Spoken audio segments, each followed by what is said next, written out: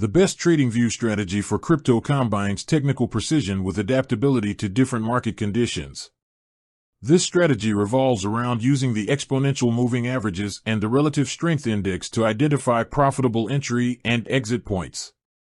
The setup starts with plotting the 20-period and 50-period exponential moving averages on a crypto chart.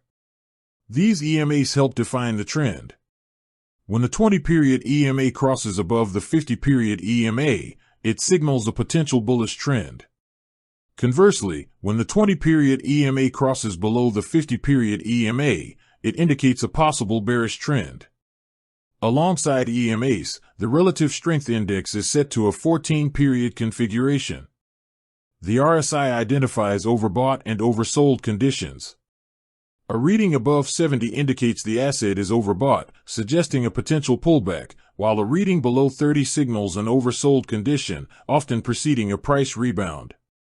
Combining EMA crossovers with RSI levels allows precise entries.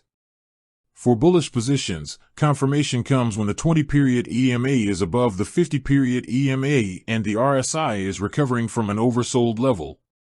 For short positions, confirmation occurs when the 20-period EMA is below the 50-period EMA and the RSI shows a decline from overbought conditions.